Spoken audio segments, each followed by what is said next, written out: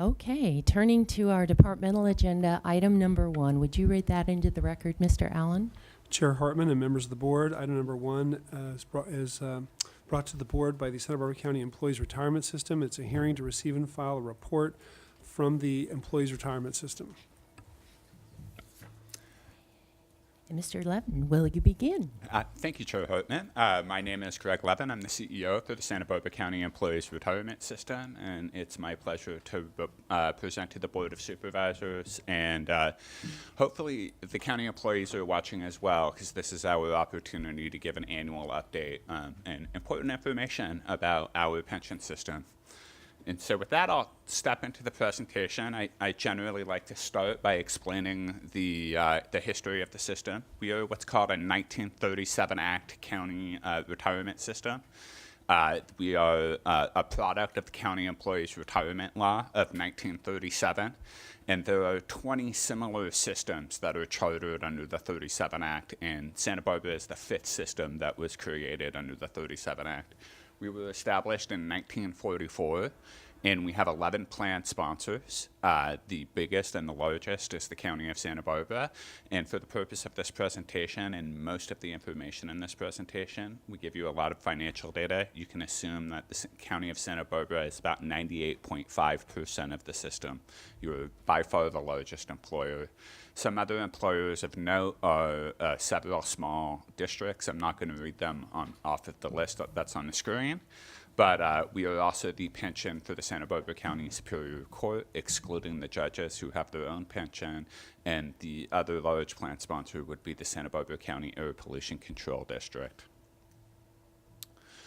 The system's governed by an 11-member Board of Retirement. There's 9 voting members and 2 alternates. 6 members are elected by the various constituents groups, which include the retired members, the active safety members, and the active general members. And then 4 members of the Board of Retirement are appointed by the Board of Supervisors. 3 of those 4 are members of the public with no connection whatsoever to the system, and 1 of those appointed members is actually a member of the Board of Supervisors, and that member is currently Supervisor Janet Wolf. And then finally, we have 1 ex officio member who's the county treasurer. And a little bit of history: before our system became independent, we were actually part of the county treasurer's office, and so that's why the county treasurer serves as the ex officio member on the Board of Retirement. The board has a fiduciary obligation to the plan and to the members. Its primary obligation is to the members, and in other words, to protect the benefit that was promised to the members. And then we have a secondary obligation to the plan sponsors. That's the County of Santa Barbara and the related special districts. And that secondary obligation is, to the extent possible, to minimize and defray the administrative costs of the system. In this context, though, it's really important to note, and I've highlighted this in red on the screen, that the setting the benefits is the plan sponsor's responsibility. The Board of Retirement does not make determinations about the benefit level that's provided to the employees. That is the job of the Board of Supervisors and the boards of the respective special districts. So let's discuss the benefits. In 2016, the average annual benefit was $35,880.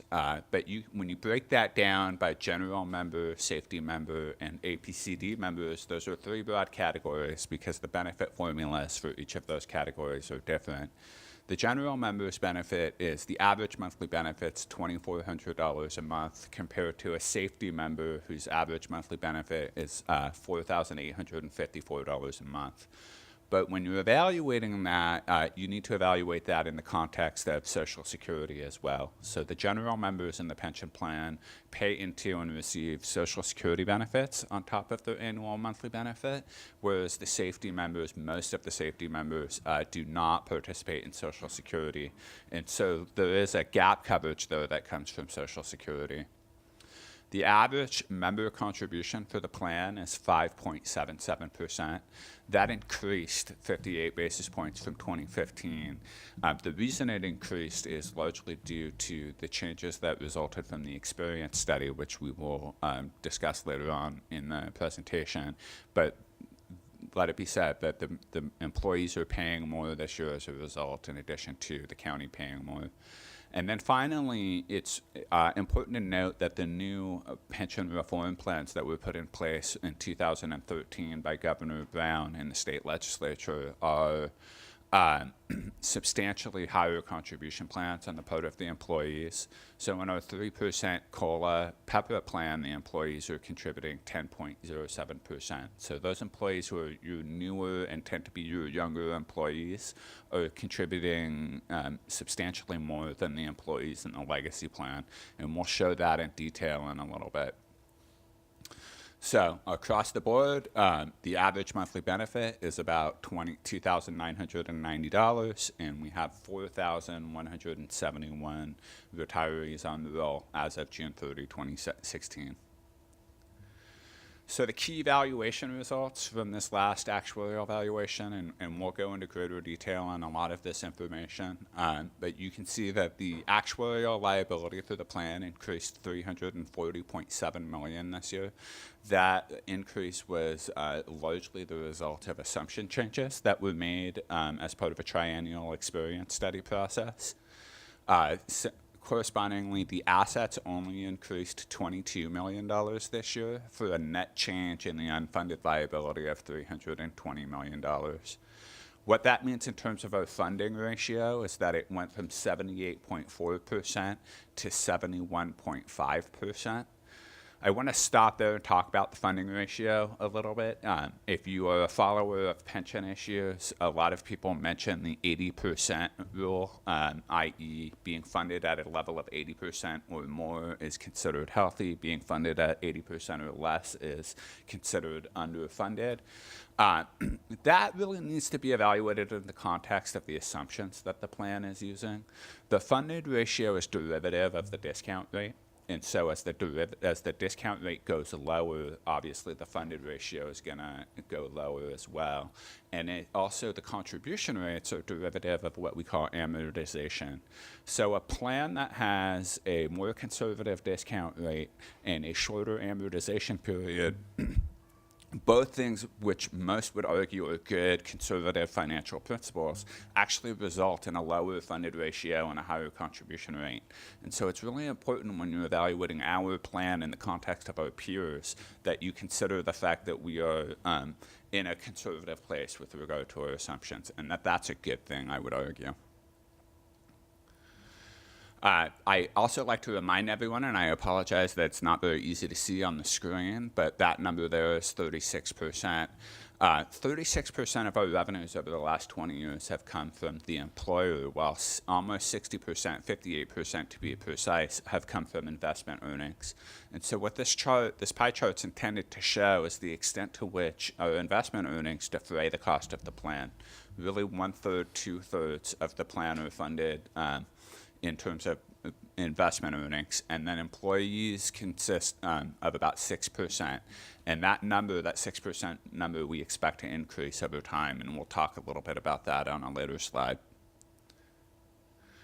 So it's been much discussed lately. This slide shows our 25-year investment performance. And I want to first talk about the slide and just explain the chart. The purple bars on the chart are the investment return in any given year. And as you can see, they range between a little over 20% down to negative 20%. The green dotted line on the chart is our assumption rate. So that's the target that we're trying to hit on any given year. And if you look very closely, you can see small decreases, a little downslope in the line there, a little downslope in the line there. Those are discount rate decreases that were put in place over the last decade. And then the blue line is CPI, and we'll talk about CPI in a little bit, but CPI is a metric that tracks inflation. And inflation is one of our building block components in terms of how we develop the discount rate for the plan and the assumed rate of return for the plan.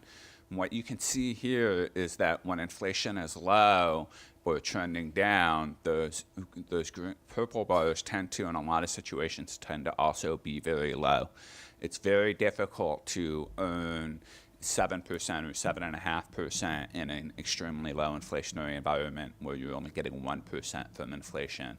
What that requires you to do is actually generate real return on top of inflation in a much greater amount than you normally would have to meet your expectations. So what this chart shows is that over the last 25 years, we've averaged 7.63%, so that's good. Our discount rate before the change was 7.5%, and you can see that over a long term, we're still tracking in accordance with our assumptions. But what this chart also shows is that this is really a tale of two periods in this 25-year period. The first 15 or so years were very high return years. You have a number of purple bars that exceed that green dotted line by a large margin. And then the last 10 years, you have a lot of purple bars that fall short of that green dotted line. So you can see that the trend is definitely changing over time. And as we roll forward on this trend, that 25-year number is going to be getting lower. That 10-year number is largely impacted by what we call the Great Recession. That's those very big, large purple bars there that were negative in 2008 and 2009. And you can see over the last 5 years, we've done a little bit better, but still not as much as we had hoped and still less than our assumptions. So really, part of the process that the board went through was evaluating the forward-looking assumptions of the investment consultants, and those forward-looking assumptions are much lower. They're much more in line with what you see in the recent trend versus what you see over the long-term 25-year trend. And remember that because this slide is going to show the funded position of the plan over the last 22 years. I apologize, we didn't have easy access to actuarial reports prior to 1994. That's why it's 22 years. But the green bars show the net assets held in trust over the last 22 years. And you can see steady growth in the net assets. It's a nice line that's trending up. But you can also see the impacts of investment losses. And as I bring in the blue bars on top, what those blue bars represent is the unfunded liability. And so you can see starting in 2001, after the dot-com crisis, there started to be the rise of the unfunded liabilities. And then there's also those purple bars, and what those purple bars represent are surpluses. And so what you can see is during the late 1990s, during that dot-com boom, the system was very successful in investing. If I went back to the previous chart, what you would see is those purple bars were in the 15–20% range during these years. And so it made the plan look relatively inexpensive and well-funded. And in fact, the plan actually had a surplus. And in that context, that was a statewide context. And in 1999, Gray Davis put in place a new benefit formula for the California Highway Patrol. That benefit formula was a watershed moment in pensions for the state of California because it put a lot of pressure on local governments to increase pension benefits to compete from a salary perspective. Would you hold just a moment? Supervisor Adam had a question for you. I just want to make the observation that immediately following that was when you had serious unfunded liability begin and never end again. Mm-hmm. And it was a combination of two things. It was the benefit increases combined with right then, if I showed you on the previous slide, is when the dot-com collapse was in the late 1990s. So you had a significant contraction in the equity markets that year. And so it's not attributable only to one thing. But what it also shows is that policymakers in 2000, when they looked at the historical returns of the plan, had good cause to believe that these pension benefits cost less than we now know that they cost today. And so that trend continued, and like Supervisor Adams noted, the unfunded liabilities begun. But if you notice, around 2006, they started to go away.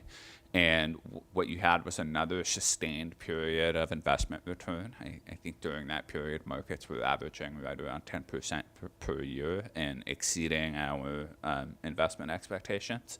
But then also during that period, the county enjoyed significant property tax revenue growth because that period was the housing boom. And you saw property tax values rise a lot during that period, and property tax is a major revenue source for local governments in California. And so in 2006, 2007 timeframe, there was another benefit increase. And this benefit increase benefited the sheriff plan, this safety plan for sheriff, and that was an increase to what we call 3% at 50. And that 3% at 50 is the benefit formula. And what that means, for every year you've worked at age 50, you get 3% of your final average salary as your pension benefit. So if you worked for 20 years and you worked till 50, you would get 20 times 3, that's 60% of your final average salary as your pension benefit, and you'd be able to retire at the age of 50. Once again, Supervisor Wolf, and Thank then you. Supervisor Adam. Thank you, Madam Chair. Mr. Levin, I think I brought this up the last time you showed this slide. And just to emphasize that the Board of Supervisors implemented that, or voted on that in 2006, but it wasn't implemented until 2007. 2007, right? And so then Oh, and Supervisor Adam, or were you following up more? I'm happy to take the question. I just wanted to put a little historical context down here. During the 2007 range, there was the apex of the housing bubble, Right. and so that when the housing bubble burst, that was when the recession. So at that point in time, when we gave that increase away, and the same thing was going on at the earlier incident of an increase, the party's never going to end. And the take-home lesson here is the party always ends. And so never forget that as you manage these funds. Right. Okay. Thank you, Chair. So you can see, as Supervisor Adam noted, immediately after that benefit increase was awarded, there was a recession, and that was what we call the Great Recession. And you saw the plan lose 30%, about 30% of its value between 2008 and 2009. And from that point on, you see large unfunded liabilities persist. But what you also saw was about 5 years in, again, was the county began to recognize this challenge and take steps to mitigate that challenge going forward. And so in 2012, the County of Santa Barbara put in what we call Plan 7, and that was a pre-PEPRA pension reform plan. It has a very similar pension benefit to PEPRA, with the principal difference being that it has no cap on compensation like PEPRA does. And what's interesting to note about Plan 7 is it's also very similar to the plans that were in place in the 1990s, down in this time frame before that first benefit increase was given. So it really is, things come full circle. And the plans that new employees that come to the County of Santa Barbara to get today are very much like the plans that were in place in the 1990s, and plans that showed over a long time frame that they could be funded reasonably and that they were manageable for local government. I mentioned PEPRA, so PEPRA comes in, and then unfortunately you have to choose what you present on these slides, but you can see then in 2016, this bar represents where we are today, and that is that blue bar, which extends a little bit higher up to about here, is our unfunded liability, and the green bar is the $2.5 billion in assets that we have today. So this is a great time to stop and talk about the county's pension contributions and how it is built. There's two components to the county's pension contribution. There's normal cost. Normal cost is what you as policymakers can really control. It's the expected ongoing cost of the benefit. It's the cost of the benefit that is shared between the employers and the employees. It is, the best way to describe it is the cost of the pension benefits that are being earned by county employees today as we sit in the room. I don't know what happened to the presentation there. Okay. And then the other component of that is the amortization cost. The amortization cost is the portion of the pension plan contribution which is designed to pay interest and principal on the unfunded actuarial liability. So that's the cost of having assumptions. And this cost is paid, That's the cost of having assumptions that are imprecise, I should say. And this cost is paid solely by the employer. And so what that amortization cost is reflective of is it's the risk of the defined benefit plan to the employer. When you talk about other types of pension benefits, defined contribution plans, that risk is borne by the employees, not the employer, and that's a principal difference. But what's important to take away from this is that we are in a place today where the amortization cost of the plan actually exceeds the normal cost of the plan. So an amount over 50% of every dollar is going into pay for the unfunded liability as opposed to paying for the pension benefits that are being earned today. That's obviously a challenge for the county, but it's also a good thing because what that means is that much of the county's current pension costs really is what I would call as a financing challenge. It's going to be paid down over a set number of years, and once that is paid down, assuming that we adopt those conservative assumptions that we've adopted and we meet those assumptions, you should see the eventual elimination of the amortization cost, or at least a substantial reduction of that amortization cost.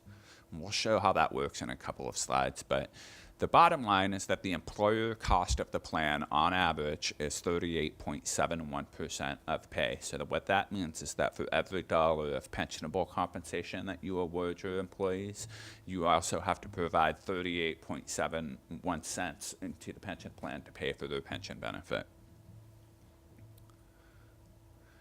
So I mentioned setting assumptions. SB serves in the Board of Retirement has a process whereby we conduct a triennial experience study. This is basically required by California law. That experience study studies historical performance of things like demographics, how we do from an investment perspective, what inflation has looked like over the last 30 years. It also includes a forward-looking component when we evaluate what the investment markets and what the investment consultants are estimating they can earn for the plan. And in doing this study, the board relies on the work of its professional actuary, several investment consultants, staff, and also legal counsel in making these determinations. And if you look at the chart on the right, what you can see is that this has been a long, slow process. In June 30, 2010, the triennial experience study was performed by Milliman, which is one of the larger actuarial firms in the nation. And at that time in 2010, they recommended a reduction of the discount rate to 7.25%. That was a substantial reduction. At that time, the plan's assumption rate was 8.16%. And I want to stop there and also say that assumption rate and discount rate are generally coterminous terms. They mean the same thing. And in light of that advice, the Board of Retirement elected to go slowly and gradually. And rather than reduce all the way to 7.25%, they reduced to 7.75%. But they committed themselves to a long, slow, and gradual glide path in terms of implementing those recommendations.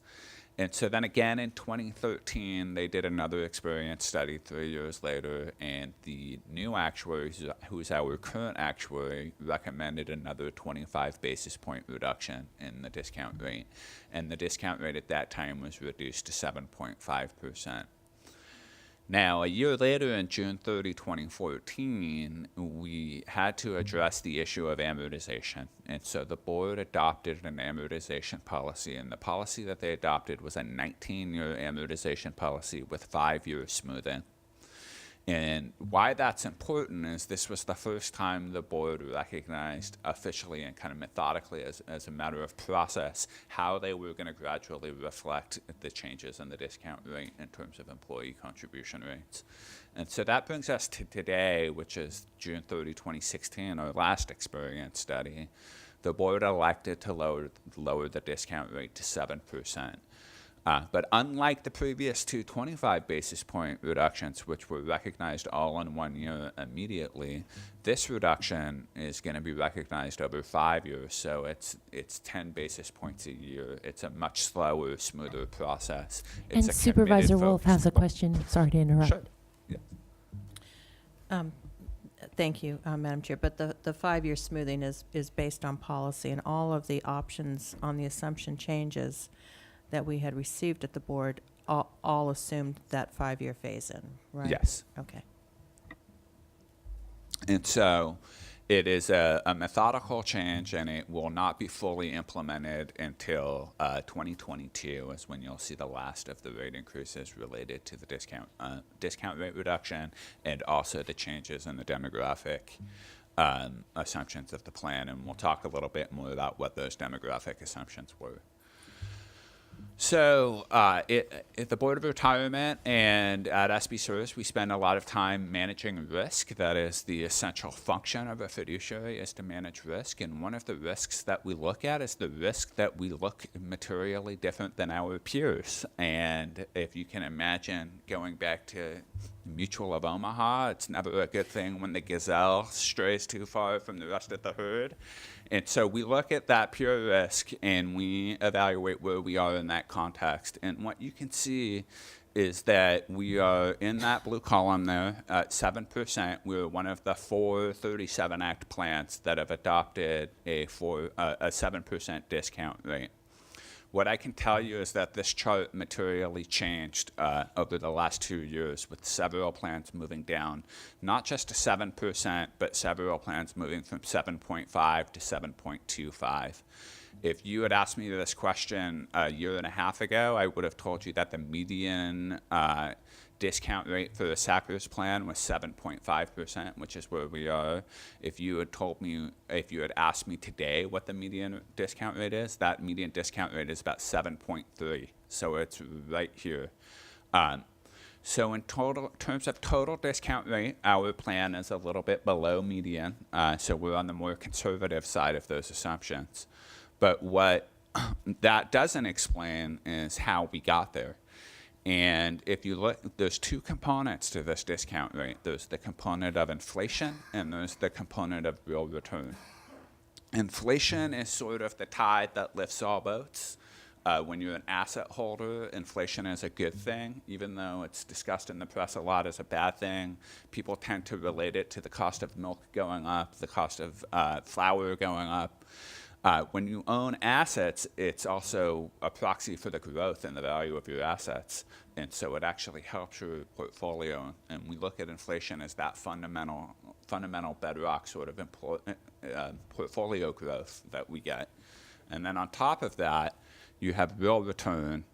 And the real return assumption is what we actually think we're going to generate in the markets.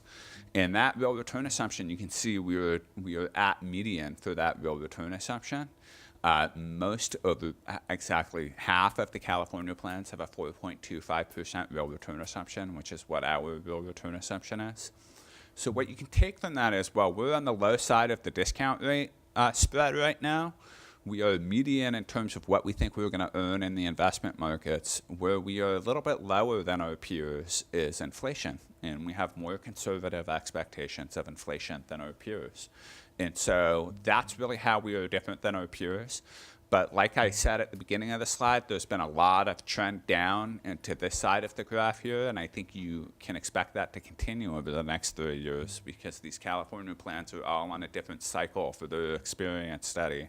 And as more and more plans go through the experience study process in the next 2 years, I think we can expect that more and more plans will be lowering their discount rate.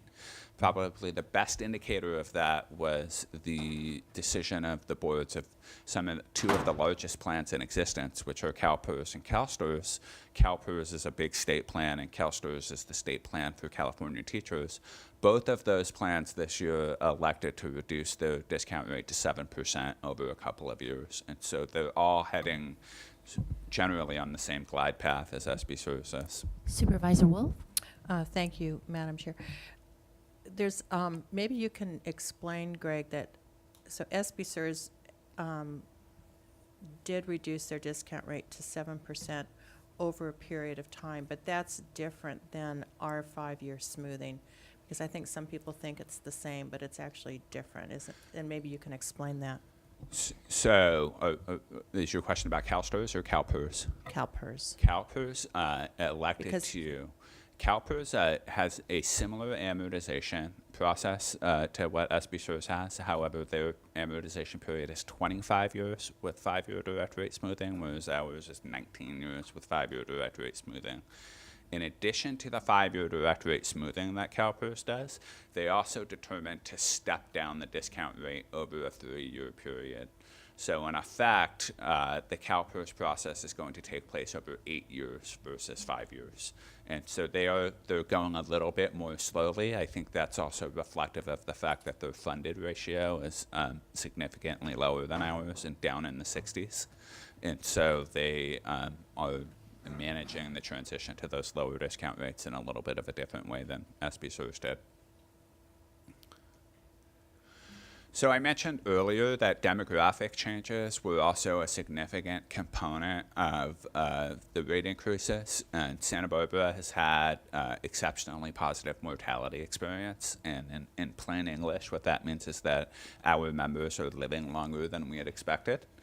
And to give you an idea of what that means relative to the total, we compare ourselves to CalPERS because CalPERS is a very large plan with a large statistical population to study, and they're located in California, and so they end up being a good benchmark for us to compare our mortality experience. And what we've seen is that SBSERS members are dying 20% less than CalPERS members are at the same age. And so when you put that into numbers, and it's a little wonky, but the remaining life expectancy at 65, and the reason we describe it that way is because if you make it to 65, you're likely to live longer past 65, but a lot of people don't make it to 65. And so if you include those people in the sample, then it drags the average down, the average life expectancy down substantially.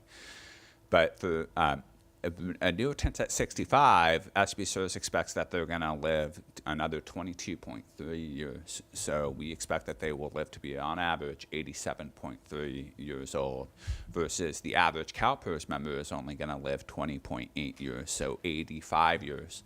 And that's important to note because in SBSERS, that means, well, just simply we're going to have a whole another year and a half of benefits we're going to be paying people. And so that drives the cost of the plan up, that mortality experience does. And what you can see is our actual performance over the last 6 years versus what we had assumed. And you can see for members that are 60 to 69 years old over the last 6 years, we expected 72 of those people to pass away, and our actual experience was 61 people.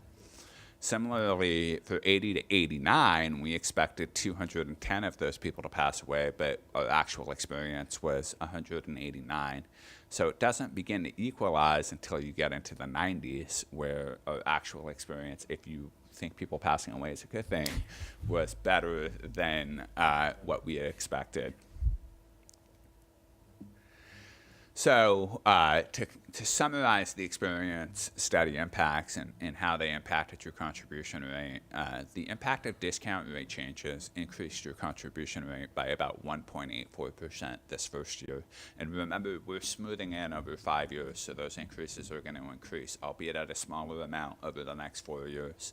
The impact of the demographic changes, principally mortality, increased your rate by 0.9%, so almost 1% of your rate increase was attributable to demographic changes. Your administrative expenses for the plan, that's the cost of our management operation, went up. We have about a 20-year-old legacy information system that we use to manage the pension system, and we need to replace that, and so we've embarked on a 3-year plan to replace that system, and as a result, the administrative expenses of the plan are increasing slightly. Now, on the positive side, the employee contributions increased, and they reduced your contribution rate by about 36 basis points, or 0.36%. So solely related to the experience study, the total county rate change over 1 year was 2.53%. But there's an asterisk there because your rates only went up 2.16%. And the reason they only went up 2.16% is that because we are still phasing in some gains from 2014 when we earned 15%, which was almost double the assumed rate of return. And so that's the difference. over the next 5 years, the discount rate and the demographic changes will increase the county's rate by 7.15%. We're hopeful that that number will be smaller in practice because we're hopeful that we'll have another good investment year or 2 or 3 at some point in the future.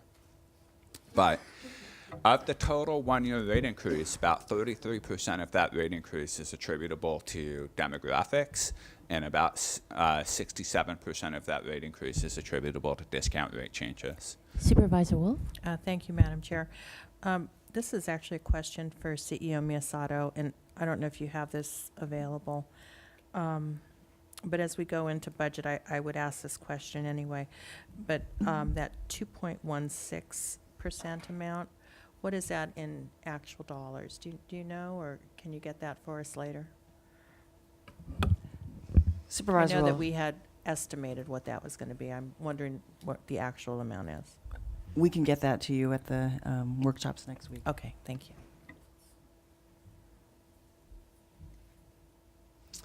So this slide shows amortization layers, and earlier on, if you recall, on that slide that talked about amortization versus normal cost, we discussed how the amortization cost is really what I would call a financing problem.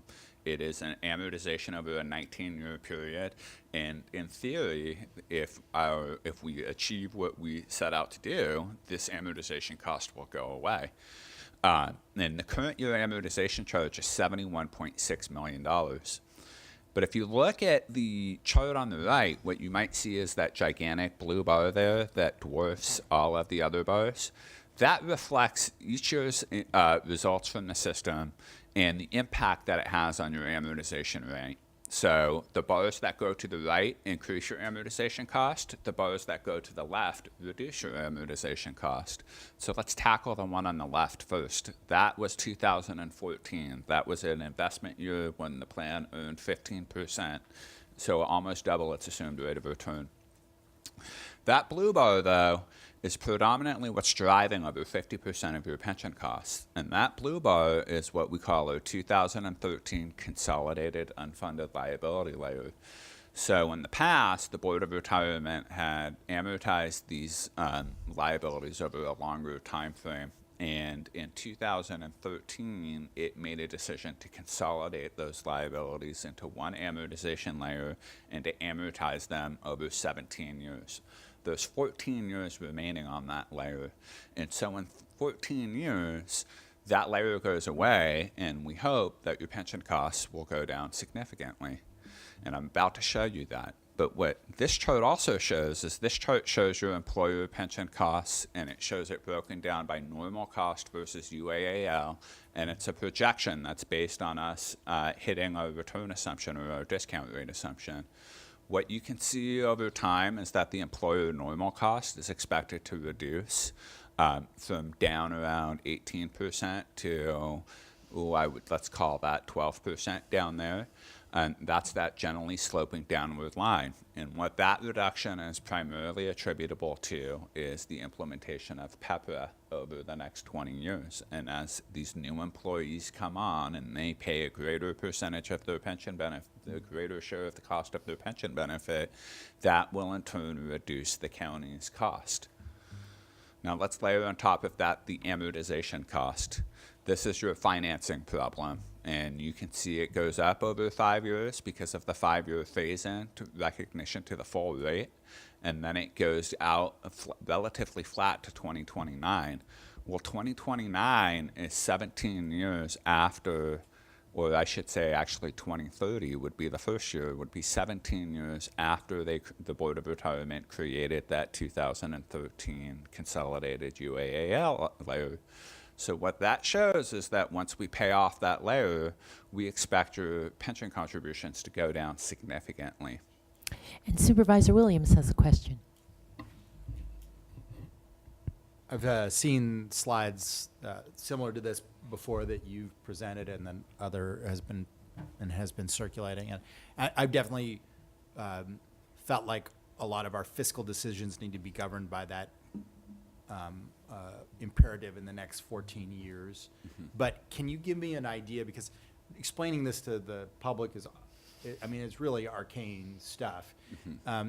So by 2030, if our either measuring by the level of unfunded liability that we have or measuring by the county's share of the cost, how would you expect that to change? Meaning if the county portion right now is, about 38%, Right.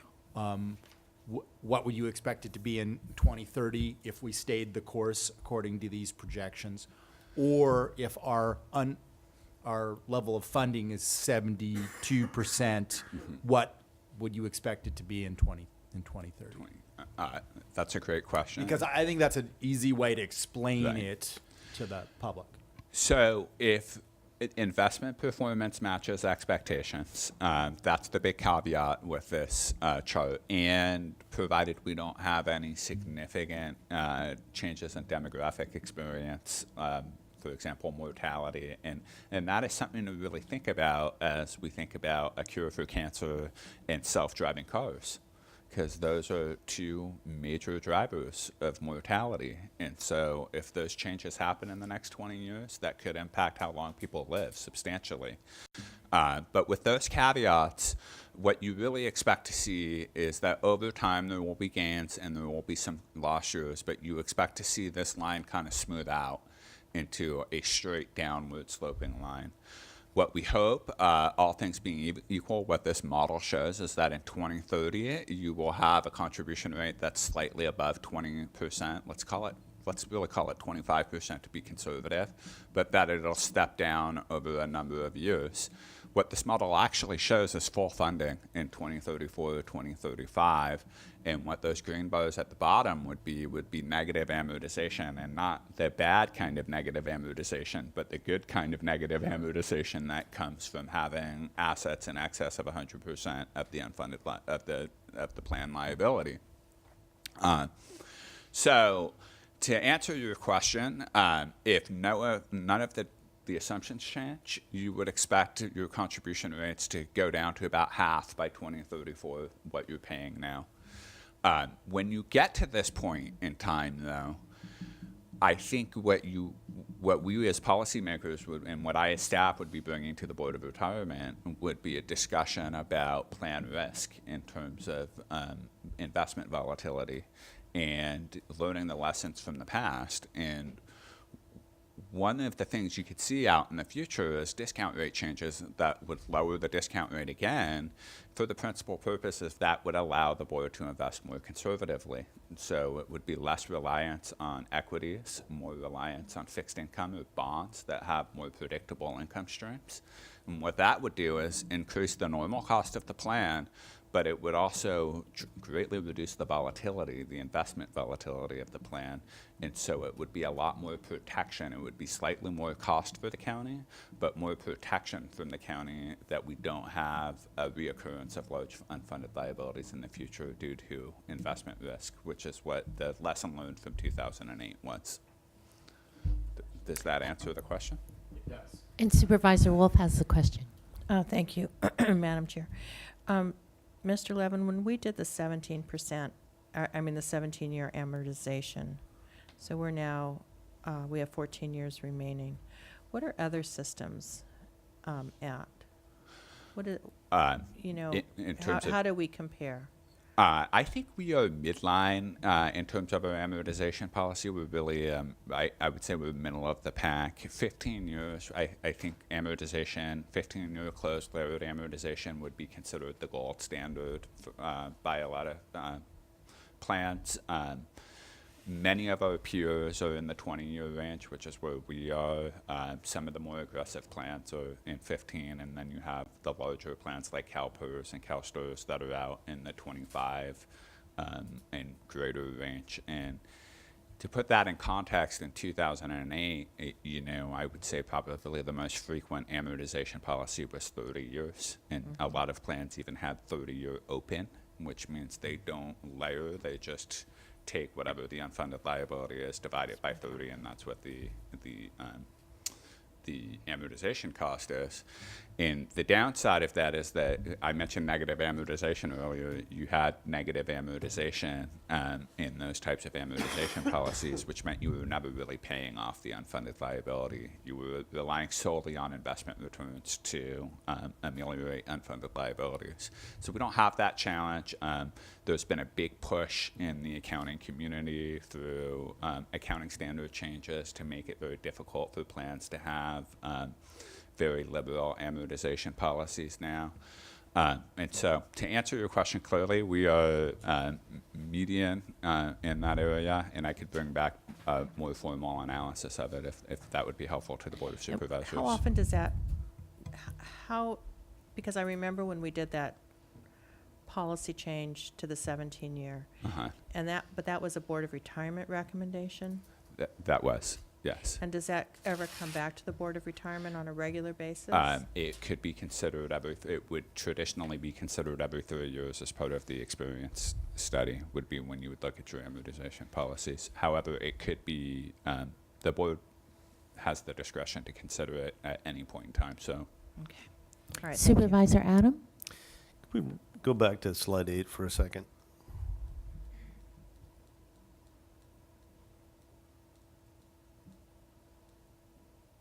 Thank you. One thing that bothers me about this is the PEPRA sign covers up, and you alluded to the level of the blue line on 2016. Right. And would you just show us that? Because I have a slide in my book here that's... So if I can hold my hand steady enough, our actuarial liability is about $3.4.5 billion. And so making a straight line across, it's about right there. Okay. So in those 3 previous years, 14, 15, and 16, and what makes me say this is you just got done saying that we don't do negative amortization, but that's really what we've been doing here in since 14, 15, and 16, because basically your green line is level. Your value in the fund of real money is level, but every year our unfunded is going up, so that is negative amortization. I wouldn't call that negative amortization. That's a product that the liability, which is the sum of the two, the blue bars and the green bars, is going up. And as it does every year as your payroll grows and as employees accrue more benefits. What's happened, particularly since 2015 and 16, is we've had relatively flat investment performance, and so we've extended the unfunded liability due to performing our investment goals, but then also substantially in 2016 due to the recognition of the discount rate change and the demographic changes. Okay. It's not, and I understand your position on it. It's just technically it's not negative amortization. It has the same effect. It does have the same effect. Okay. Supervisor Lavanino? Well, it's definitely not positive amortization. Yeah. So I think that was the question I was asking before. So kind of the same thing is so that does that amortization pay off over 14 years still incorporate the losses that we've seen over the last few years? No, it does not. Those are in separate layers. Okay. And so if you come to this here, the losses that you've seen over the last 3 years, this is your 2015 investment loss, this is your 2016 investment loss, and then this is your assumption rate changes here. Right. The thing to note, though, is that these are adjusted for the 5-year rate smoothing. So over the next 5 years, this green bar will grow to be about 20 million. This bar here will grow to be about 6 million. This bar will grow here to be about 20 million. But all total, they're still going to be about half what that blue bar is once they're fully phased in. Okay. Supervisor Wolf? Thank you, Madam Chair. Just to highlight what you said about the 2016, that growth in the blue bar is reflective of the assumption change. Yes. So had we not gone from 7.5 to 7, and we went to 7.25, that bar would have looked a little different. It would have been more moderated, yes. Yeah. Okay, thank you. Okay. By the way, I have a lot of questions, but I'm going to wait till the end, so we'll go back through the thing. So, just not. Well, yeah, we're just going to spend more time, I guess. I just don't want you to think I'm sleeping over here. I'm waiting. I would never think that. So moving on, and we're going to turn a little bit here, and we're going to talk about some other interesting things in our plan experience. And I apologize, I did not know that the blue would overshadow the print here, but the dark blue bars here, and you can see for the general members, that's 27% or 876 employees. That is your PEPRA population. And on the safety side, you can see your PEPRA population also reflected in this dark blue pie here, and it's about 16% safety, and in terms of head count, that's 145 members. And you can see the breakdown by the rest of the big tiers that we have. What you can see is that Plan 7, which was the plan that was open to new employees, was only open to new employees about 6 months. It's now only open to reciprocal employees. And so you'll see Plan 7 remain a very small,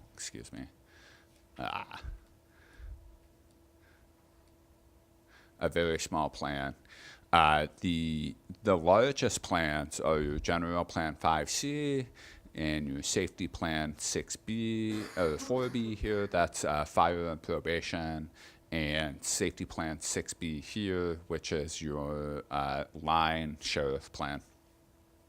So that tells you, that's a snapshot in time of where you were at as of June 30, 2016, which brings us to the next slide. And the green bars show your active employees that are in legacy plans. And what you can see is that over time, you will see a substantial shift in the mix of your employment population, with the vast majority of your members becoming PEPRA members. We don't anticipate a lot of growth in the overall county workforce.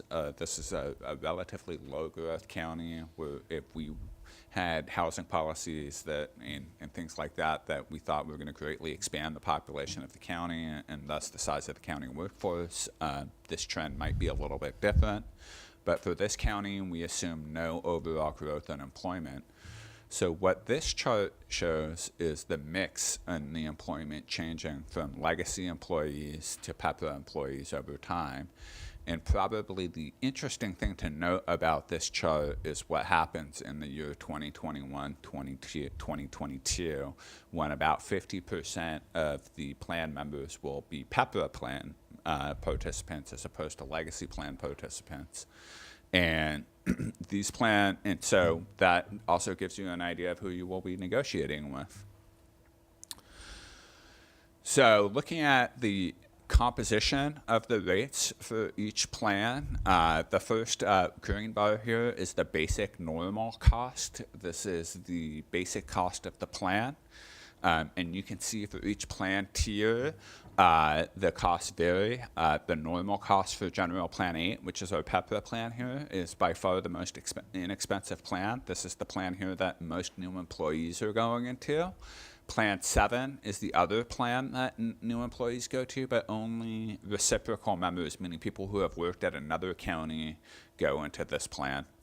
Then we have your legacy plans here on the left, which are your big general plans. 5B is your management plan. 5C is your rank and file general plan. This is your largest general member plan that you have. And then 5A is one of your older legacy plans that some general members have, but you had to be employed before a certain point. I think that year is 2005 in order to participate in General Plan 5A.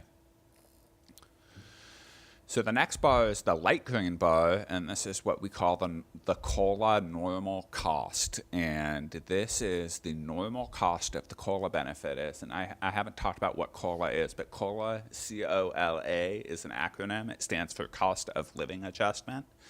And these pension benefits have a inflation factor built into them to protect the income security of annuitants over time. And for the legacy plans, that COLA is 3%. So annuitants get a 3% increase in their pension benefit. I should say an up to 3% increase in their pension benefit. It is limited by CPI for the Los Angeles area. For example, this year it was only 2%. And so that was the 2% COLA was given. There's some things on the side called banks that allow people to get up to 3%, even if inflation is less than 2%. But the vast majority of those banks have expired now, and only people who have been retired since 1983 have anything left in the COLA banks. So for this year, almost all of the members got a 2% COLA. What's important to note about the normal cost of COLA is this is an area where Santa Barbara County is a little bit unique. Santa Barbara County is one of 3 counties in the state of California that elects to pay the full cost of the normal cost of COLA. In many other counties, and statutorily, the plan provides that the employees pay half this normal cost of COLA. But it has been part of the county's compensation package for the last 30 years to subsidize that fully for the employees.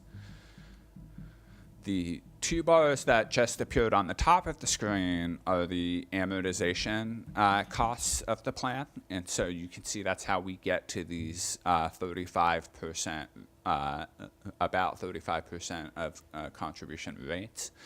You'll see that the rates for safety are much higher on a later slide, and that's what pulls the average countywide contribution rate up to 38%. So are there any questions about the composition of the employee contribution rates?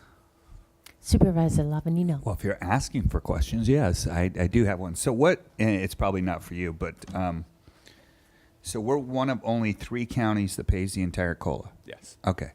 Do we know what, or can you bring that back next week to tell us what the cost of that full COLA is? I can certainly assist. Yeah. And what? So I'm assuming the other counties pay half? Yes. Okay. So I just need to know what that number is.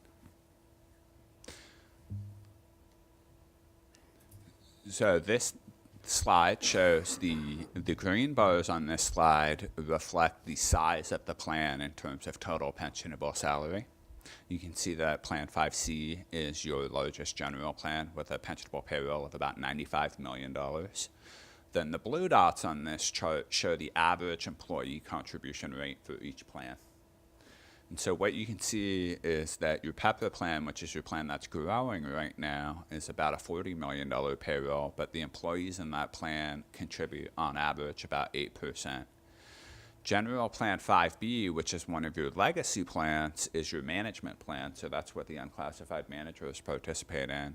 And they also have a higher contribution rate, and the reason why they have a higher contribution rate is that General Plan 5B is what's called a full rate plan. Now, in comparison, General Plan 5A and General Plan 5C are called half-rate plans. And so that means that the county has elected through the collective bargaining process to contribute on behalf of employees for those plans. So that's why they have lower contribution rates.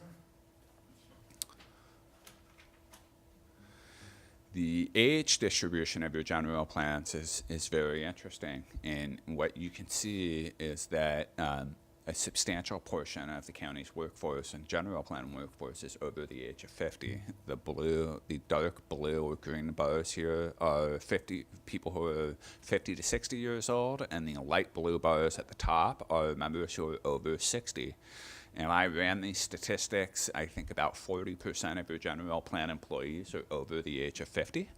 And that is what's important to take from that is that means that they're going to be retirement eligible, and they are likely to retire in the next 5 to 10 years. And you can see substantially that over the next 5 to 10 years that General Plan 5A will be, for the most part, going away. And so then we just want to emphasize the 40 to 50-year-olds there is the next big tranche. Those folks will move up. And at the end, you have these older members here. And why that's important is I think that what that tells me is that you are going to have a significant churn in your employee base over the next 10 years, regardless of other factors that may happen. And so I've gotten a lot of questions from the CEO's office in terms of the county budget process and how employees are asking questions. And there are different contribution rates between members of each plan, and if there are, for example, layoffs in the budget process, those layoffs are generally done on a first in, last out process, which means that older employees have job protections greater than newer employees. And so PEPRA members would be the ones that would likely be subject to layoffs if that was the strategy that was employed by the county. But what this tells me is that that won't impact the overall transition to PEPRA. That's going to happen either way, because you're going to lose members to retirement. And Supervisor Williams has a question. Well, let me question that, though. I mean, yes, it won't change the way it's moving over time, but not everybody who's in one of those blue or turquoise bars ready to, like, give up the towel now, right? So if we are letting go all PEPRA employees, all junior employees, and that amount of those folks adds up into the hundreds, that's going to affect what percentage the county is going to pay, and that's going to increase the percentage that the county is paying, because we're getting rid of the people who are actually paying more into the pension system. I think it's on an average basis, it's going to result in the county's pension contributions being great on an greater, because of the mix of employees, so on a percentage basis, the county's contribution rates. I don't know that that will affect the overall dollar, the nominal amount the county contributes to the pension, because if you did layoffs, you would obviously have a smaller workforce. And so that would, on a dollar basis, reduce your pension contributions. So. Right. Just as we're getting rid of the ones who pay in the highest percentage, but also might have high productivity. Right. CEO Miyasato, did you have something to add? Chair Hartman, no, that was just pointing out that unfortunately our civil service rules, which are comparable to other places, have newer employees being laid off first. But as Mr. Levin said, if those are laid off permanently, it would mean that we're not having to contribute for those employees as well.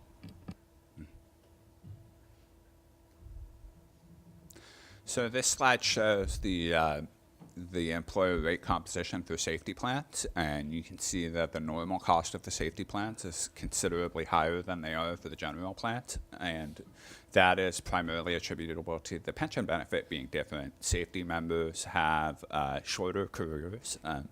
They have very physically demanding jobs, and they typically retire sooner. It's interesting to note that safety plan members tend to live just as long as general plan members. We don't see significantly shorter lifespans, which also means that they're on benefit for longer than general plan members.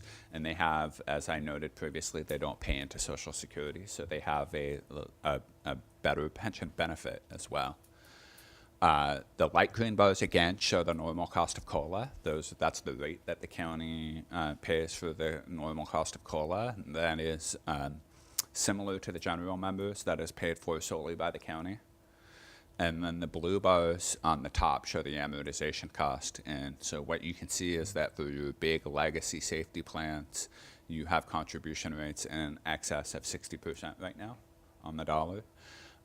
With PEPRA being a substantial reduction, bringing that well below 50. And if you just compare it in terms of normal cost, the PEPRA rates for safety members are about half what the legacy plan rates for safety members are. So as that transition happens over the next 20 years, I would say that you have a more optimistic future outlook in terms of what your contribution rates are going to be 15, 20 years out. This slide is similar to the slide for the general plans. It shows the green bars reflect the size of the plan. You can see that 4C is your largest safety plan. That's a 3% at 55 plan.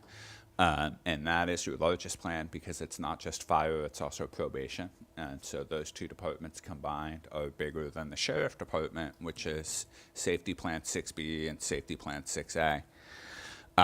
It's worth noting that all three plans are half-rate plans. 6B, however, is a better benefit than 4C. 6B is 3% at 50, 4C is 3% at 55. And then you can see same thing in PEPRA, employees make higher contribution rates, and then Safety Plan 4B, which is a closed older management plan for fire and probation. Those employees are also paying higher rates, with the remainder of the plans being half-rate plans.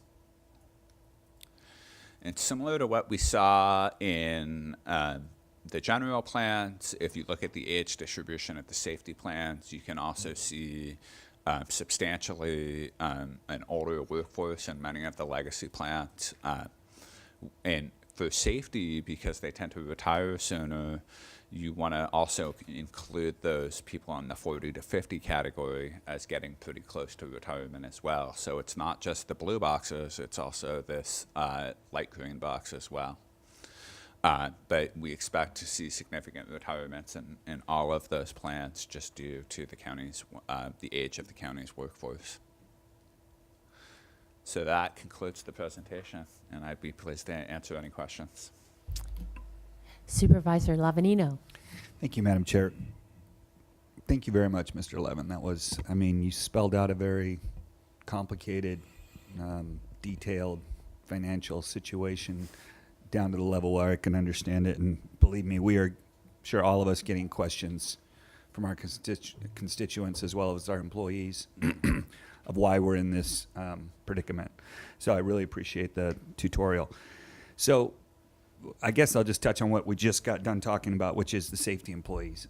And understand why, you know, obviously I think when you look back at that, the 3% at 50 was, anytime you look after that, we've just had loss after loss after loss. And question is, do all safety members, regardless if they're doing a safety duty, they're all in the same, they all get a safety benefit, is that correct? If they are in the safety plan, yes. So is there any way, or is there any talk about, you know, we have plenty of jobs that are in, either in the sheriff's department or the fire department that are not safety related. Do we know how many employees are in those, or is that an ability to have people have different plans inside a organized, inside a bargaining unit? So you actually, in your current safety plan, you have general safety bargaining unit. You, for example, the sheriff's dispatchers are actually general members. They're represented by the Deputy Sheriff's Association, but they are actually participants in the county general plan. I would defer to the sheriff and also the county CEO on this, but my understanding of the county's policies has been that while sheriffs may occasionally work behind a desk, they need to all be able to respond to the call to action when it's needed. And I think Deltopia is a great example of that. That just happened this weekend, and I think that that's an all-hands type of environment where they're bringing people who do all sorts of different work within the sheriff's department out to the front lines in order to manage an event like that. Okay, makes sense. But yeah, I just think we need to take a really close look at jobs that are done inside those departments to make sure that whether they're IT or human resources or whatever they are, that, you know, hey, anybody that's doing a safety job, I totally understand why somebody gets an increased benefit. It totally makes sense to me. But I just think that, you know, a little worried about how big those organizations are, and those plans are so much more expensive than our general plan. Just, you know, I'm sure it's something you're looking at. Supervisor Lavinier, through the chair, I don't believe we have many, I don't believe there's any, and I'll check with HR, non-safety personnel in those safety plans. So as sworn, so as Mr. Levin said, dispatchers who are in the sheriff's department who are not considered sworn officers, they are not in one of our public safety plans, Okay. but we can check. Okay. All right, so let's go to your slide number 4, which is the average monthly benefit in that. So are we calculating, so that's the number of retirees Yes. on the far right. Uh-huh. Okay, so I was thinking about, okay, so that you could have somebody that just has 5 years that just got vested. So an average sometimes gets skewed pretty well. Do we have any median, or do we know what those numbers are, I guess a high, low, an average is. Do you I think mean, we probably have a the lot of high- people. What would a high safety benefit be? Or No, what no, would no, a no. low I'm safety talking about just the average monthly benefit there. I think Yeah. you're asking for the median number because sometimes the median can be more accurate than the average because the average can be skewed by Right. the low or the I'm high. sure we have a lot of So, zeros.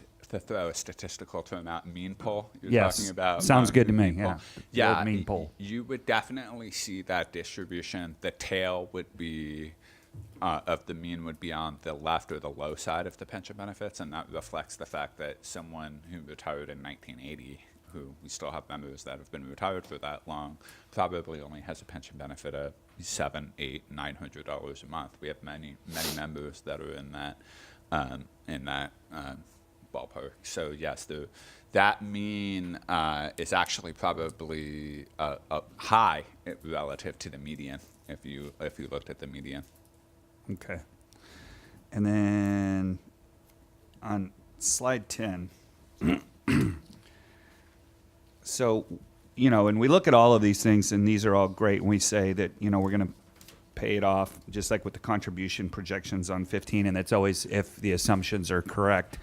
But, we keep having to lower our assumptions because they've never been, they're always a little bit more, less conservative than it turns out to be.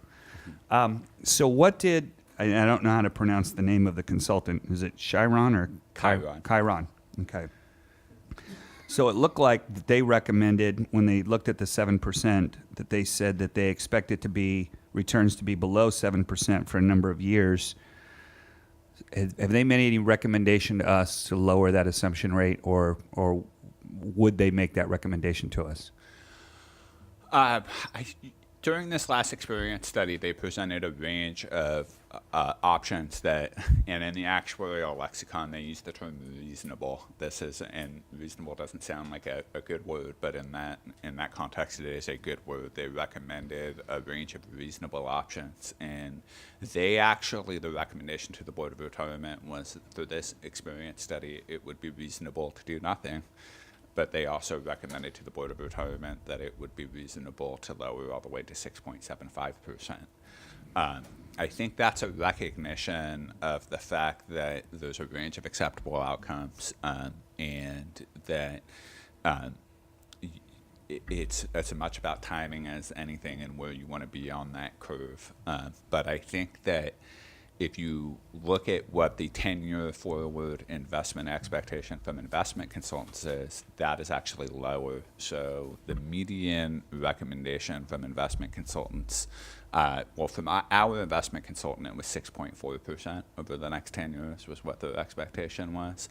I think if you broaden that universe and you look at more investment consultants, you can get that median expectation up to 6.75%, 7% in that neighborhood, but certainly lower than where we are today. Well, that scares me because, 3 or 4 or 5 years from now, after we've gotten to 7 and we, think that we've topped out and we're looking out 10 or 12 years from then to pay off the unfunded liability, and then we're going to be talking about going down to 6.75 or 6.5. It would be interesting to run those numbers and see where you end up. And Peter, you probably already have done that. Well, if I might break in, if you'd allow me to do that. I mean, if you go to page 1 of the Chiron Santa Barbara County entire Employees Retirement System Actuarial Experience Study for July 1, 13 through June 30, 16. Like the 4th paragraph in this thing says, quote, "The discount rate assumption is higher than the long-term 10-year capital market assumptions of 6.42% from RVK, the plan's investment consultant. However, we reviewed the capital market assumptions from 3 other investment consultants, and they all project slightly higher returns than RVK for the next 10 years. And yada yada, 6.65 down the line. And so our guy, or Chiron's guy, says it's supposed to be 6.42, And then we went out and found some other guys that weren't our guys, and they said 6.65. So I know where you're going. Your point Yeah. is really well taken. Supervisor Williams? Then, I mean, I guess the question is, why did the actuarial studies recommend 7.25? I think it's important to understand context. We could have a discount rate of 7% and then earn 6.5%. So we fall short over a long period of time, say 20 years, if we have that pattern where high discount rate, low, but lower than expected investment returns. And still, because of our amortization policy, wind up at a funding level of 85, 90%, which would be better than where we are today. And so when we look at these things, it's not an absolute science, and we recognize that these are estimates and they are forward-looking projections. And, you know, put it in the context of if you ask those same investment consultants in 2005, 2 years before the Great Recession, what they thought they would earn over the next 10 years, that number probably looked something like 8%. And so you're operating on the best information you have available at the time, and I think the assumption setting process and the discount rate setting process recognizes that those assumptions are, you know, subject to error over time, and that it's probably never as bad as people think it's going to be and never as good as people think it's going to be. And so that's why you end up having a difference between the absolute investment return that a consultant may promise and where you land on your discount rate. The other aspect of this is in terms of a process, and in terms of in the industry, we talk a lot about glide path. And there's nothing served to our members and our beneficiaries if we increase the county's contribution rates so high that the county refuses to pay those contribution rates. That's certainly not our goal. And so it's a long, gradual process. I think the glide path certainly right now is pointing down to lower discount rates in the future. But I think that we have plenty of time to get there, and I think that we need to consider all of the information in total rather than just specifically what the investment markets will yield, if that responds to the question. Well, Supervisor Lavanino Oh, and it's then okay. Go Supervisor. ahead. I Okay. mean, I had more than one question. I mean, I appreciate your sort of constructiveness but I mean, you know, it's a little interesting that the recommendations are 7.25 and yet the decision was 7.0, when what you're telling me the downside is if we're off by a half basis point, we're going to get to the same place, but it's going to take us a year or two longer to get to the same place. That really, that's what you're telling me the downside of getting this wrong is. Right. I mean, you've illustrated the difference between normal and normal costs, which were shared, and the cost if we get it wrong, which we bear. So I get that the risk factor the county pays for, basically. But we're talking about cutting this organization by nearly $40 million. So because it was imperative to get there a year or two early to higher rate of funding?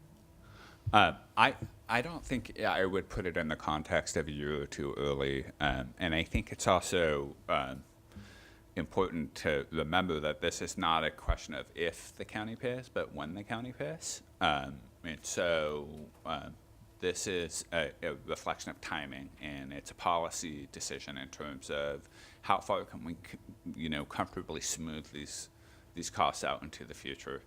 And I think the board, and I want to say that I think the Board of Retirement made a good decision.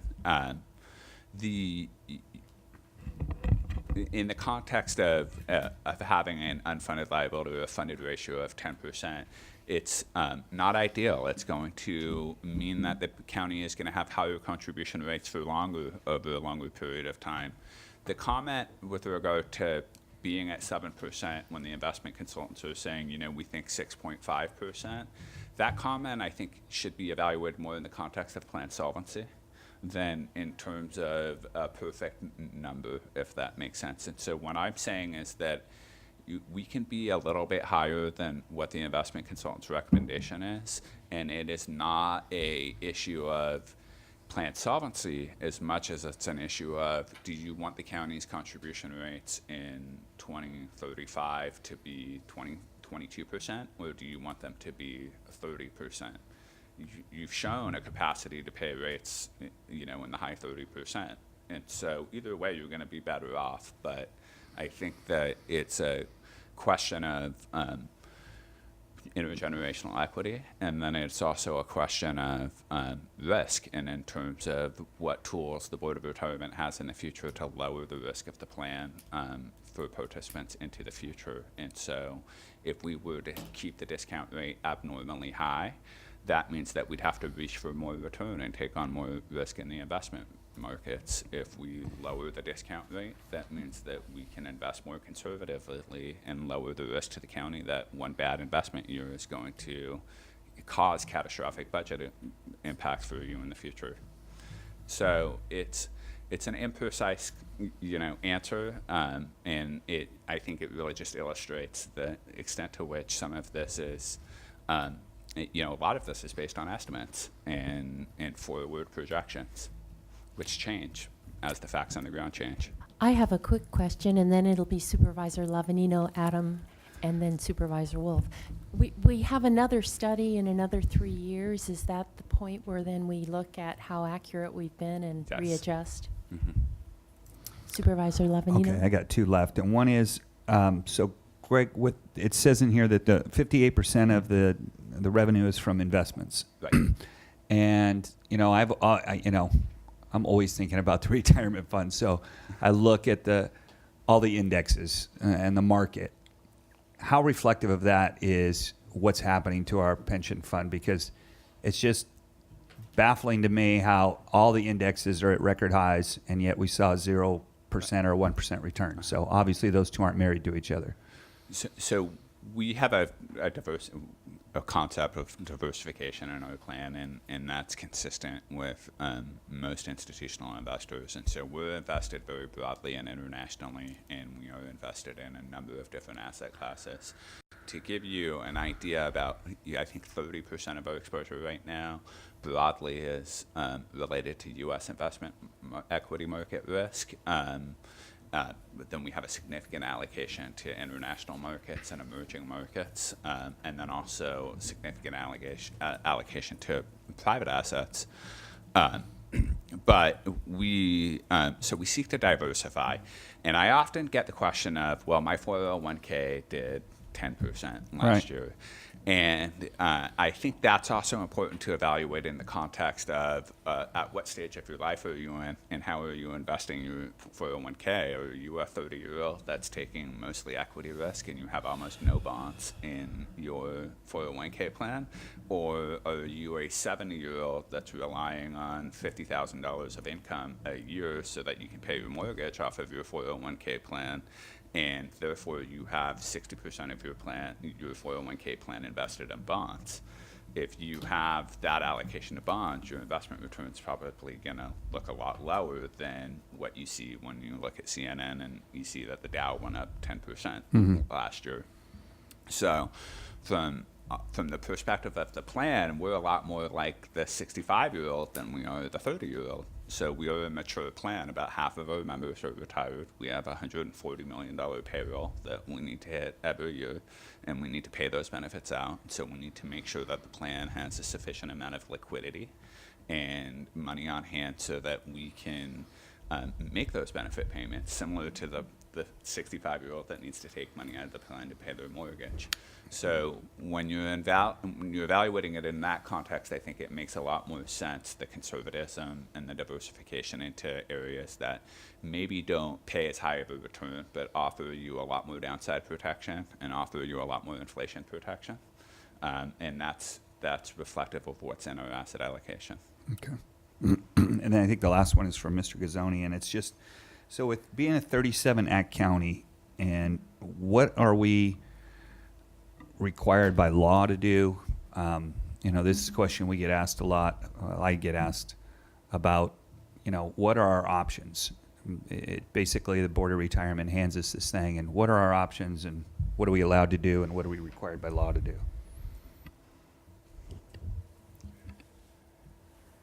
Supervisors, the starting point is that other counties have actually litigated the issue of once you're in the 37 Act, is that a one-way trip?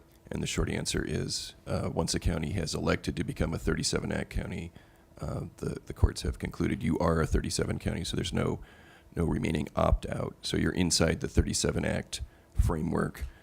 One of the areas in terms of options that we have been watching closely is the San Joaquin County case, which made clear that nothing in PEPRA, the 2013 statute, limits the county's ability to eliminate or change what's referred to in the shorthand as COLA pickup, what percentage of cost of living adjustment funding the county actually pays. And that's something that, Mr. Levin's charts were, differentiating the COLA component versus the rest of the contribution. So that's a case that the San Joaquin case had been at the Court of Appeal. In 2016, there was a petition for review at the California Supreme Court.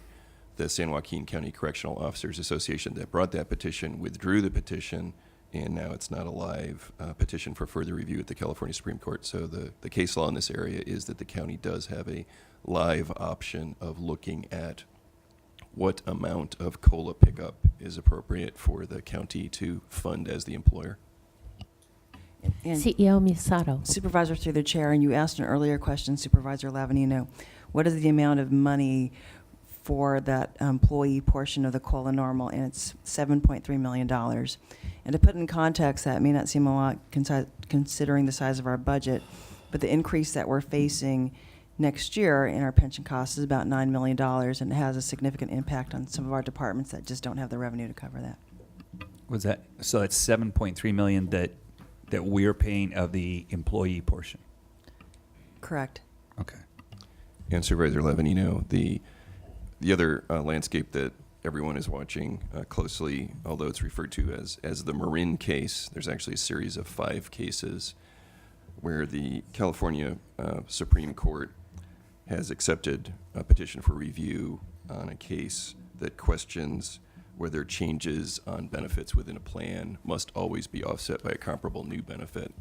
So the Marin case has been accepted for review by the California Supreme Court, but that has been deferred until a series of cases that are referred to as the Alameda County cases make it through the Court of Appeal process. And those 3 cases are Alameda County, Contra Costa, and Merced. And then an additional case that's out there that is on a similar issue is Cal Fire Local 2881. And all of that boils down to that sometime in the next year to 18 months, I think the landscape will be clearer as to whether any benefits inside a plan must be offset by comparable new benefits to be changed. And I think that's a significant point as you're looking at options. Does that do it, Supervisor Lavanino? Supervisor Adam. Thank you. Well, I just want to kind of go back to that earlier discussion we were having and start at slide 10 on that June 30th, 2010, where Milliman recommended reduction is 7.25. And my question is, had they gone to 7.25 at that time, how would that have affected performance over time? Well, clearly, 2014, when we earned 15%, would have been a bigger actuarial gain, and 2015 and 2016, where we underperformed the investment hurdle, would have been smaller actuarial losses. And during that time, but you would likely have about the same level of unfunded liability, because that discount rate is impacting the estimate of the actual liability. So it's increasing the value of the liability when it goes down. what you would have also seen through that period is higher county contributions through that whole period. And so you would have begun the process of amortizing that change sooner. And so you would be further through that amortization schedule. And perhaps, well, a great example is this discount rate change to 7% is going to be reflected through 19 years of amortization charges. If we had done that in 2010, we would have You'd be 7 years we'd into have it. 11 years remaining Right. on that. And so Okay, so that would have flattened the bad would have- news curve. yes. Okay. The other thing I wanted to do is return to that first page of the Chiron report and just read one more sentence there. And this is back to the same paragraph where we get the RVK, which is Chiron's guy, telling us we need to be at 7.42. But then they go and find some other guys that want to be at 7.65. And, sorry, 6.65. If the current target asset allocation is maintained and these projections are realized, the plan would experience a pattern of actuarial losses from the assets in the near term and yada, yada. So this doesn't look good to me. I mean, and back to slide 10, you know, somebody told you or somebody, not you, but somebody told us in 2010 we should have been at 7.25, and it just seems like we're always shooting behind, and we never actually hit the target. And, you know, if we didn't hit the target, then, you know, at what point do you go broke? And I realize you're sitting here with a bunch of slides that I think are a little bit of lipstick, well, maybe a lot of lipstick on the pig, because I think that this thing is already over center, and I think that it's going to be very difficult, especially given one more rate adjustment, for us to run the county, you know, at the same time as we pay, you know, the payments. And, you know, it's like nobody wants to say it, and frankly, I don't either. But, you know, this is unsustainable. And we're going to find out over the next 5 years as these payments creep up, and they're not really creeping, they're kind of leaping. And we're going to be able to provide less and less services and have less and less employees. And, you know, you can't cut your way out of this problem. So I'm glad you asked that question, brought up that page in the experience study, because after I gave the answer to the previous point, there was one thing I didn't mention, and I'm glad that I have an opportunity to mention. So that 6.42 investment return expectation from the investment consultant, it's really important to note that that's predicated on I think a 2% inflation assumption.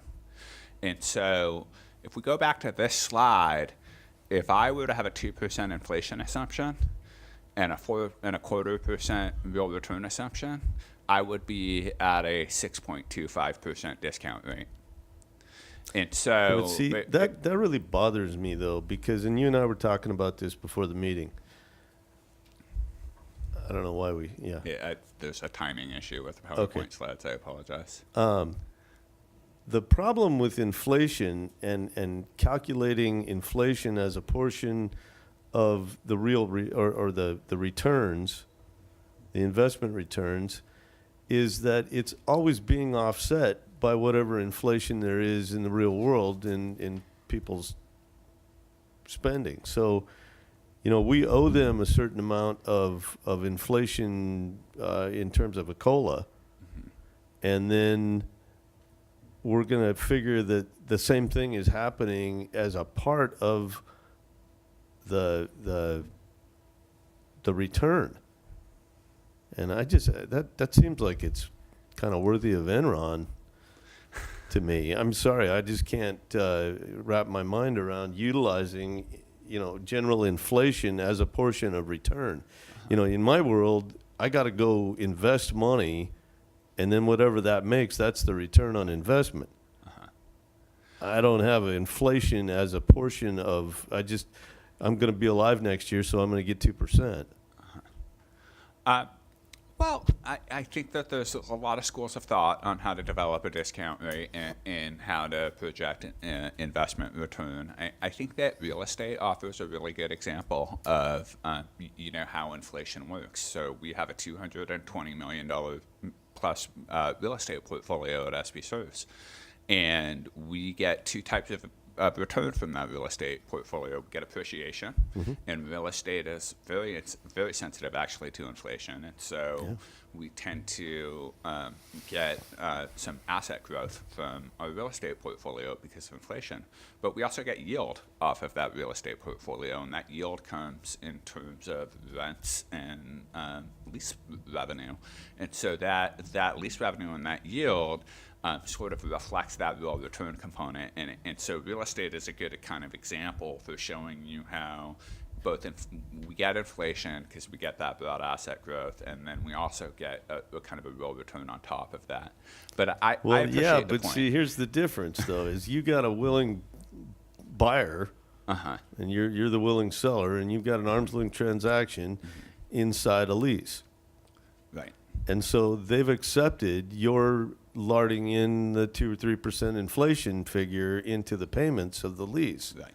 Well, that's not really what's going on here, because you're out there owning stocks and bonds and stuff, and there's no inflation larded into the lease in that thing. That you either are getting dividends, which is defined and limited, or you're getting appreciation, which is undefined and unlimited. Either side. I mean, we're going down the rabbit hole here, but Well, hey, a that's where lot we of live right here.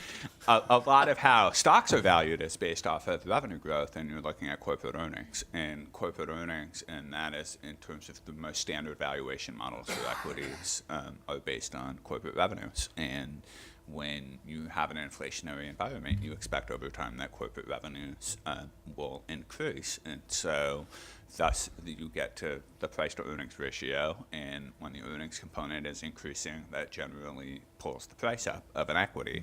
So I mean, there's a lot of fundamental concepts, and I appreciate where you're coming from. I think the challenge, that if there is a challenge in this scenario, has been where you have long sustained 2% inflation, and broadly, and that's what you're getting in the financial markets, but then hyper-locally, because of the cost of health care and the cost of housing in Santa Barbara, you're seeing inflationary pressures on your wage growth that are in excess of the inflation that you're going to get from the financial markets. And I think that that's part of that story as well, because that inflation number doesn't really reflect, I think, what drives your personnel costs. What's driving your personnel costs right now, I think, is the cost of housing and the cost of health care in Santa Barbara County. And that's an opinion, so I want to say that. I know, but that just, that statement right there just makes it extra super dubious to have it calculated in as a component of the return. To me, I mean, it's local. It's to some extent a local issue. We know that there's inflation out there, and maybe that's the best, like you and I were discussing earlier. It is what it is, and so it's the best indicator of how fast the payments are going to go up. Mm-hmm. And so we have to use it because it's the best thing we have as a barometer. But that doesn't mean that you're going to get return based on that. Anyway, there's a lot of uncertainty here, and that's my point, is if you're going to run it for the benefit, and I realize you have a different hat than we do up here. We're trying to run the county, and there's one of us who changes hats and goes over and sits on your board, and you have to run your fund for the benefit of the employees, and I get that. And you have a fiduciary obligation, and so does Supervisor Wolf when she goes over there and sits on your board. But the level of uncertainty at this point that this causes, this isn't your father's uncertainty here. this is, 20 years ago, this thing was a minor part of the budget of the county. And now it's swallowing us. So just as so the public's aware, this is going to cost us so much money that we're not going to be able to provide the level of services over the next decade that they've come to expect. So anyway, just to leave that, you made a comment earlier regarding intergenerational equity, and I want you to tell me what you meant by that. Certainly, the longer we stretch the amortization of unfunded liabilities out, the longer it's going to take to pay off that liability. And so from a policy perspective, one of the things that you want to think about is, in terms of goals and concepts, is whether or not when someone retires, you've paid the pension benefit that is due to them. And so when you look at intergenerational equity, you start looking at issues like, well, if we're short on funding this person's retirement and it's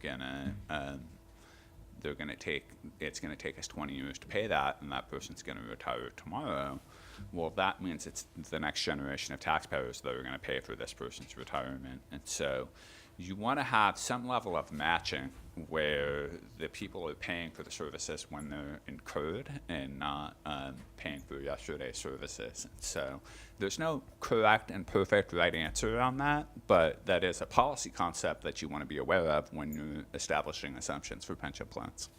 Okay, thank you. Supervisor Wolf. Thank you, Madam Chair. Just a couple things. I just wanted to talk about Mr. Adams was mentioning page 1 and RVK, and I think you mentioned that RVK is part of the actuary. You kind of alluded, Karen, yeah. But actually, the Board of Retirement has hired RVK, so there are our folks. There are management consultants. So they're very separate from the actuary. The actuary just included that information in their report here. So I just wanted to clarify that. I have a lot to say, but I'm just going to try and keep it brief.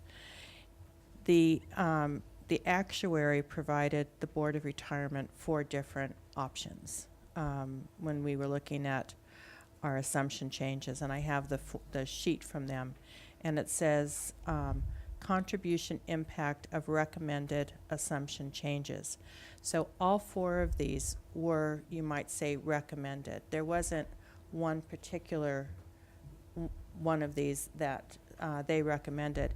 In fact, in their report, they gave us numerous reasons why we might choose one of these. It seemed very apparent to me as we were going through this discussion that the discount rate of 7.25 was the most appropriate one for the Board of Retirement to take. And there were reasonable reasons why I voted for that. Now, other retirement members felt differently, and I know that they had reasonable reasons to vote for that. But I think it's important that we understand and we know that all of these were reasonable. One important point for me was that if we had gone with a 7.25, the contribution rate increase to the to the county would have been 4.39. With the assumption rate of 7%, which is what the board adopted, our contribution rate almost doubled to 8.46. So, so that's a big difference. That's a big hit to the county. And so if people talk about the impact, as Supervisor Adam mentioned, level of service, I think that is important. But I also think it's important to note that there was an alternative that could have been taken that would have been actuarially sound, but wouldn't have had the level of impact directly to the county. So in my final comment, the fact of the matter is that the Board of Retirement made a decision. We spent a lot of time on that decision. We also spend a lot of time working with RVK in asset allocation. We measure the asset allocation and compare it to risk. We could have a total risk-free retirement system, but then that might impact the amount of return. And I thank you, Supervisor Lavagnino, for bringing up what you did. I think that's an issue that we talk a lot about at the Retirement Board, obviously, because we want to see our returns greater than they are. So I guess just in closing, I feel like we're going to get through this. I think it was last year, or maybe it was 2 years ago, when our CEO had expected and anticipated that we were going to see a change in in retirement. I think that many of us thought it might be reduced to 7.25, and there were some adjustments made looking at that. So now we have a larger challenge, and you know, we will move forward. We are acting conservatively, as we could see from the chart from other 37 Act counties, but what I see as an unfortunate state of affairs is that the impact to the county is greater than it may have needed to be. Thank you, Madam Chair. Thank you. And seeing no more lights, we'll go to public comment. Chair Hartman, members of the board, we have one request to speak. Mr. Caldwell.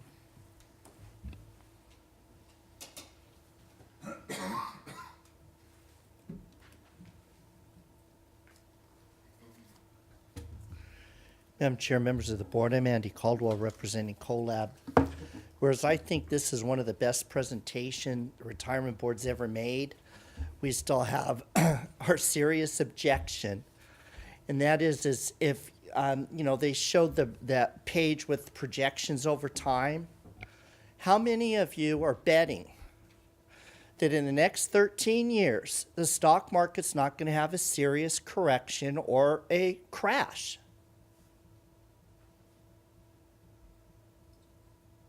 So this is not worth the paper it's written on, because we know that within 13 years, we're going to have a correction or a crash.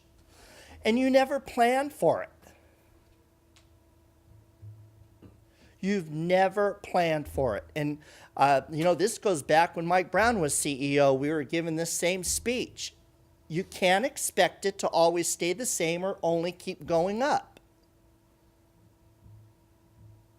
So why don't we get real and be truthful and transparent, and let's just say in 2022 we're going to have a big, huge market correction or a crash, because that's probably about when it's going to be due, if history is any indicator. Then what? Then what is your plan? And we're telling you, you need to plan for that, not plan for this. Planning for this has got us into a big, huge hole that's worth of $1 billion. The other thing I want to just mention real quickly is I was really happy that they talked about Social Security and SEIU. That never gets mentioned. But what we still have never seen is for you to plug the numbers in. How much is the SEIU retirement plus Social Security cost compared to public safety? We'd like to see the number. The other thing I want to remind you is DSA gave up raises to help pay for the 3% at 50, but the county didn't set that money aside and keep building that to help pay for their retirement. Finally, there's two things you can do, and we keep bringing this up. County council tells you what the law is. Well, how can the law be changed? Every county and every city in the state is going through the same thing. Why can't the law be changed? Why won't you put that in your ledge platform? Why doesn't CSAC have it in there? Change the California law. Then finally, the last thing that you have power to do is privatize.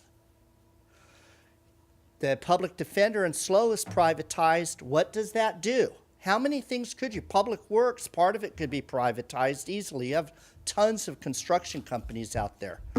Thank you. You have options and you never debate those. So I bring it back to the board. Is there any more discussion, or may I have a motion to receive and file the report? Thank you, Madam Chair. I'll move that we receive and file this report. I'll second with, I would also like to see that, because that's one of the things I was talking about, is that chart that talks about Social Security. Social Security, what those numbers actually are. So show how close, how close our general members are to our public safety members with actual dollars instead of. Okay, but that's a second. Thank you. I think we can just, all in favor say aye. Aye. Any opposed? The report is received and filed.